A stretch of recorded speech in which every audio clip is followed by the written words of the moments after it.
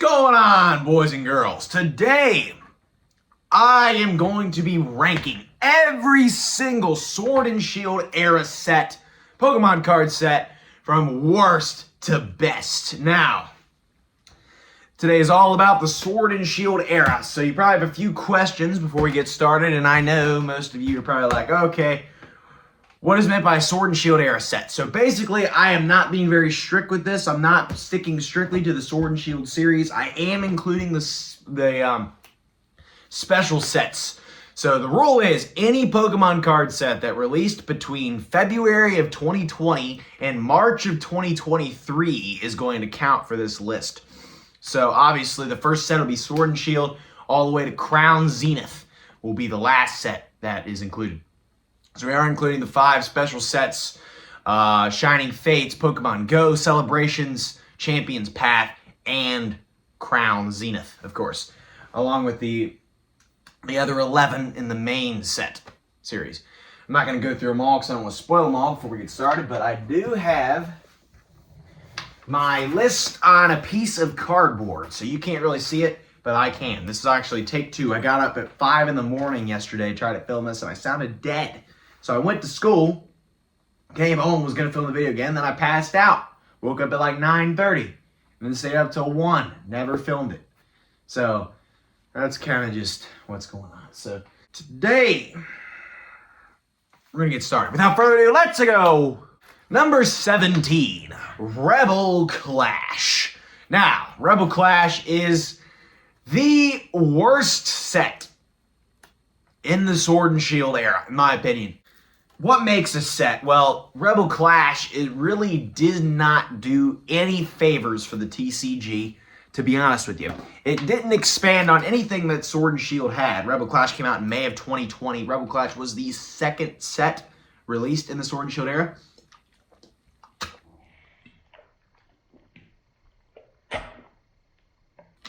And what you'll notice is a lot of the earlier sets of Sword and Shield were not that great.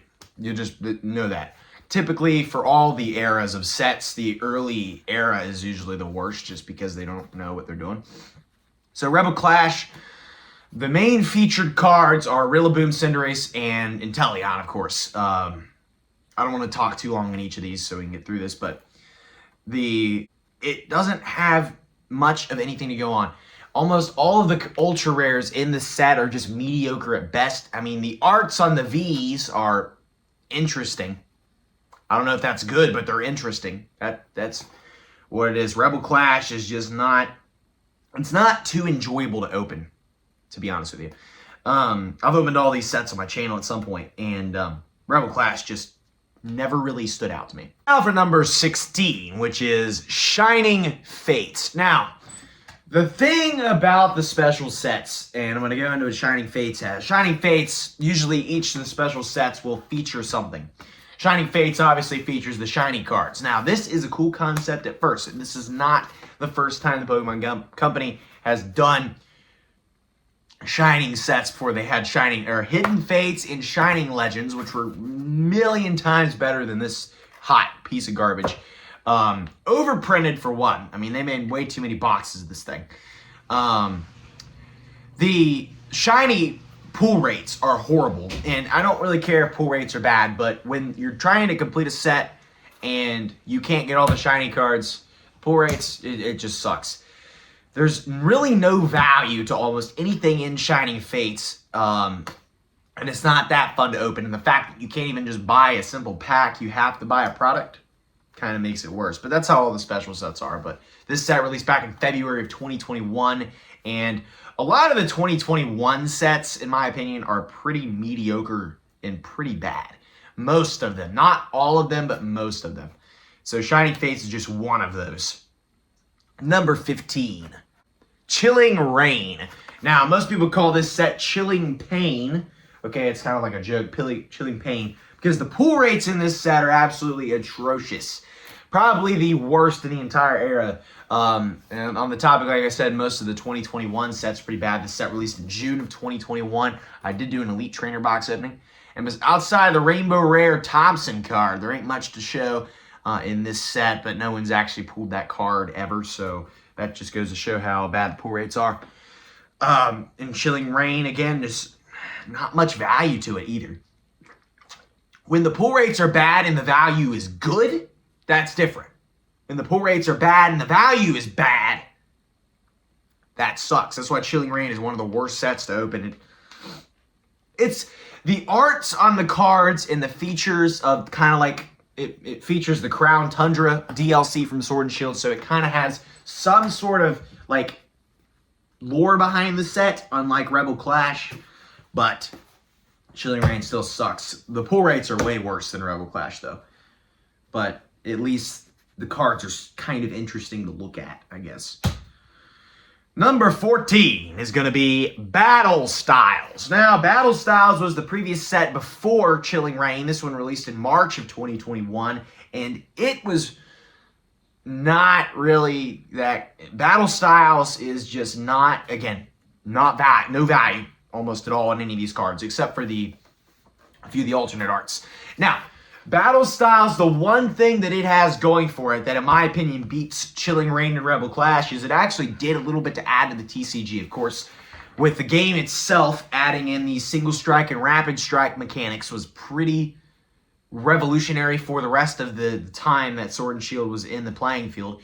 And also implementing the alternate art cards. Alternate arts first started in Battle Styles. For those of you who don't remember, Battle Styles was the first set to include alternate arts with the Urshifus. Now, Battle Styles was kind of the featuring set for the Isle of Armor DLC. We're not going to go into how bad the Isle of Armor DLC is from Sword and Shield. When that DLC released, I stopped playing Sword and Shield.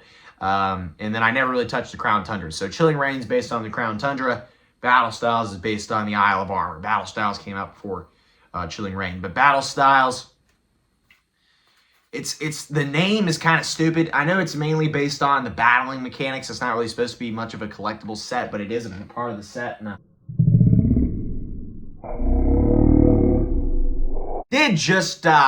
went to Target with the boys the other day. I got me one of those 3-pack blisters. It was a 2-pack. It had Battle Styles and Fusion Strike in it, and I opened a Battle Styles pack, and I actually pulled a Victini VMAX, so that was kind of crazy. You know, you usually see that out of Battle Styles, but not really that good of a set. Although it did introduce alternate art cards, which was kind of revolutionary for the TCG, but it didn't do them well. Number 13, Champion's Path. Now, Champion's Path, obviously, the main thing that Champion's Path has going for it is the Charizard Secret Rare cards. It has the Rainbow Rare VMAX Charizard and the Secret Rare Shiny Charizard V. These basically make the set, these chase cards that are worth like hundreds of dollars each are what make the set a thing. And it was a special set. Champion's Path was released in September of 2020. It is a special set. And this one, outside of those Charizards, is a absolutely horrible set. There's really nothing else. I mean, what else we got? We got Gardevoir, Wailord, hey. But other than that, I mean, Wailord's cool. I don't mind Wailord V, but I just remember pulling that. But Champion's Path, the set variety is pretty bad. It just is mainly there for Charizard, and that's really all it is. But that's why the reason it ranks higher than the other sets is because it actually has chase cards to go after that are worth a lot of money. So that is the main reason how valuable those Charizards are. That's why Champion's Path is where it is. But the rest of the set sucks. The set variety is horrible. And the set variety sucks, you can't have a good set with a bad set variety. Number 12, Sword and Shield. So next up is the OG Sword and Shield set. This released in February 2020, 3 months after Sword and Shield dropped on the Switch in November of 2019. That is when Sword and Shield came out, the games, Pokemon Sword and Shield. So the set itself started it all. That's why I have it up high. It was the first set to implement Vs and VMAXs, of course. Basically set the standard for what the era was going to look like. And, I mean, some of the cards cool. It's got Lapras and Snorlax and, I mean, Cramorant Vs in the set. I have a full art Cramorant V, full art Cramorant V. But, yeah, so Sword and Shield, I mean, it started the whole thing. So you can't really give it too much crap. Although the set quality isn't that good, but it was the first one, so I did cut it some slack for that. But it's important to the era, obviously, because it was the first ever set. So Sword and Shield, pretty good. Number 11 is Pokemon Go. Pokemon Go is an interesting situation because I think for what it is, people give it crap. But for what it is, I think it did it well, okay? It wanted to combine kind of like Pokemon Go and the main TCG because it's got the main cards, but they're all like Pokemon Go style for the most part. They just got the Pokemon Go logo on them. This released in July of 2022. So this is the newest set so far that we've done. This set's not even a year old as the time of filming this video. But Pokemon Go, I've only opened a handful of products of Pokemon Go, mainly because I try to stay away from it because it's kind of like too out there. But I think for what it is, it deserves that number 10 spot. It's number 11 spot. It's like kind of like a middle of the road set. It's definitely probably better than some of the ones that we've previously went over. But I think Pokemon Go is pretty good for what it is. That's just what I'm gonna say about it. And I've only opened a handful of products, and it's not even that bad of a set to open. It's cool. It's got the Pokemon Go logo on it. It's kind of fun to open if you're just wanting to have a good time. Number 10 is going to be Fusion Strike. Fusion Strike, the largest set in Pokemon card history. Over 280 cards in Fusion Strike. Just insane. Now, with all those cards, you know the pull rates are going to be horrible. And they are. However, Fusion Strike does have some valuable cards in the set. I think Fusion Strike is a decent time to open. It just doesn't really stick out a whole lot to me. But I do think it is a decent enough set to be ranking in the top 10. So number 10 in the top 10. It released in November of 2021, so the very last 2021 set. Also the last set from like the traditional type, and you'll see what I'm saying here. But Fusion Strike, I mean, it implemented the Fusion Strike battle mechanic because battle styles had previously introduced Single Strike and Rapid Strike, so now we got Fusion Strike. That's just one of the other ones, but I think it is a solid variety. It has a solid variety of cards with decent value to them. And Fusion Strike, I mean, you'll see it everywhere. It's the largest set in Pokemon card history, so it also has that going for it too, which is pretty cool. Number 9, Darkness Ablaze. Now, some of you guys, I know a lot of you people are going to be like, why the French is Darkness Ablaze number 9? Well, Darkness Ablaze is the worst set of all time. No, okay. You guys are fools of yourself if you think Darkness Ablaze is really that bad. Darkness Ablaze is not as bad of a set as people make it out to be. And I kind of have some attachment to this set because I've only ever opened one booster box in my entire life. And the one booster box was Darkness Ablaze. I actually did that on the channel, so you can check that out if you want. But Darkness Ablaze, it's got Centiskorch. Okay, Centiskorch is one of the greatest Pokemon of all time, both the V and the V Max form. I have 2 of the Vs and I have the V Max. It's also got Charizard, okay? You know, Pokemon card suckers love Charizard. The very first Charizard card in the Sword and Shield era was in Darkness Ablaze. And it came out in 2020, this set. So, you know. But Darkness Ablaze, it really wasn't that bad of a set. I think it's got great variety, and the Pokemon card selection was pretty good, actually. Like, I think Darkness Ablaze was a pretty fine set.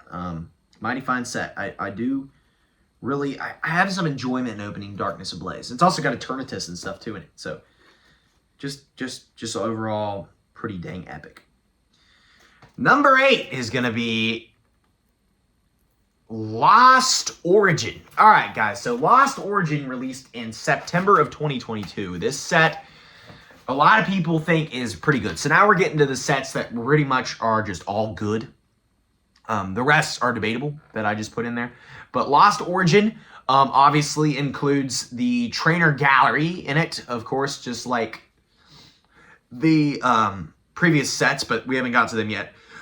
Lost Origin has some very cool looking cards in it. I haven't opened too many Lost Origin packs. I do know for sure that this is a great set. but probably one of the worst of the 2022 time period, because a lot of the 2022 sets I think were very solid. So that's kind of Lost Origin for you. Number 7, Evolving Skies. Okay, ladies and gentlemen, hear me out for a second. I know this is like crazy to you, but most people say Evolving Skies is one of the greatest Pokemon card sets of all time, and I think Evolving Skies is overrated. As it's got 100 hits in it. Sure, the art is pretty dang good on all these cards, but it's got over 100 hits, whatever. And it did release in 2021. I think it was the best of the 2021 sets, and I think it was a pretty good set with the evolutions and such. But Evolving Skies, I don't think it's like all that, you know? It's completely fine. Drop it down below. But that's just kind of how it is. Number 6 is going to be Vivid Voltage, okay? Vivid Voltage was definitely the best of the 2020 sets. Featuring the Pikachu VMAX was the main card, and I think this set is just very fun to open as a whole. So I really enjoy Vivid Voltage for that.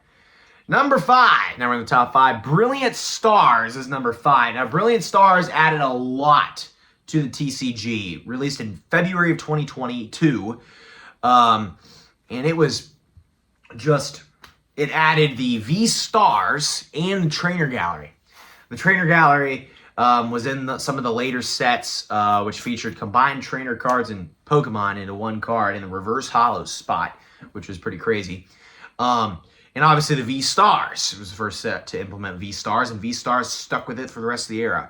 I think all the sets past that had V-Star cards. So Brilliant Stars, very cool. Very cool set.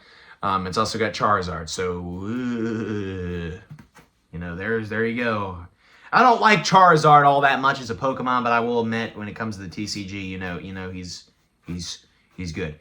And when it comes to the TCG, it's always going to be Charizard, Pikachu, and Mewtwo that are going to be worth the money, folks. So if any of you guys invest in Pokemon cards, those are the ones that you want. Number 4, Astral Radiance. Okay, Astral Radiance is extremely underrated as a set. Most people don't think too highly of Astral Radiance, but I think Astral Radiance is a pretty fun set to open. It obviously was the first set to implement the, obviously Vivid Voltage had the amazing rares. I didn't even talk about that, but they had it. Astral Radiance features the Radiant cards in the reverse holo slot, which was kind of like, Pokemon Company's always tried to have something in that reverse slot. But now they just have they have the Radiant cards, and the Radiant cards were in Astral Radiance, Lost Origin, Pokemon Go, Silver Tempest, and Crown Zenith, the last packs, but they had them. Astral Radiance just kind of was first to feature those, but outside of that, it's kind of about more on like the Diamond and Brilliant Diamond, Shining Pearl stuff was the main focus of Astral Radiance, and it's got the Hisui and stuff. So Legends Arceus, actually more Legends Arceus than the other games. It's mainly the Legends Arceus set. Astral Radiance was just crazy good, in my opinion. Number 3, Celebrations. So Celebrations, number 3. This is like the only set that I don't think I've opened a single pack of. It was a very limited time set for the 20th or 25th anniversary of Pokemon, and it went back to the old school. Like, it had a classic collection set where you could pull like base set holos and like the old classic cards from previous sets. Like even some like the old school EXs, or the like X and Y era EXs with the capital letters, or some GX cards, and basically any of the like old school classics it had, which was kind of like really interesting. Now the packs didn't come with 10 cards in them, but it made up for that. And it was a very cool set to have for the 25th anniversary, I think. So Celebrations is very cool. Number 2, Silver Tempest. All right, guys, now hear me out. I know this set is not usually seen as like, a godlike set. It's kind of controversial, but I actually really do enjoy opening Silver Tempest, and it's more of the experiences that I've had with these sets that make them there. That's why Evolving Skies is so low, because I know a lot of people, I'm going to get killed in the comment section for putting Evolving Skies that low. But, okay. Silver Tempest has the alternate art Lugia card, of course, which is like one of the coolest looking Pokemon cards, in my opinion, that I've like ever seen. The alternate arts in Silver Tempest are great. It's the last set to have rainbow rares, so the only rainbow rare that I have ever pulled in my entire life has been from Silver Tempest.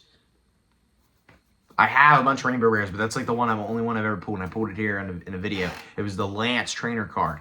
So Silver Tempest was the last set to include that, and it features the Lugia stuff. And I think the arts on the common cards and stuff is just so good. Like, probably the best of any set in, as far as the art goes on the cards, the greatest set in the Sword and Shield era for the commons and stuff. Silver Tempest is great.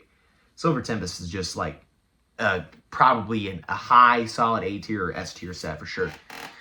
And number one, the greatest set of the Sword and Shield era is Crown Zenith. Hands down, in my opinion, Crown Zenith has got to be the greatest Pokemon Sword and Shield era set. It released in January of 2023, the only 2023 Sword and Shield set, the newest of the Sword and Shield set, the very last one.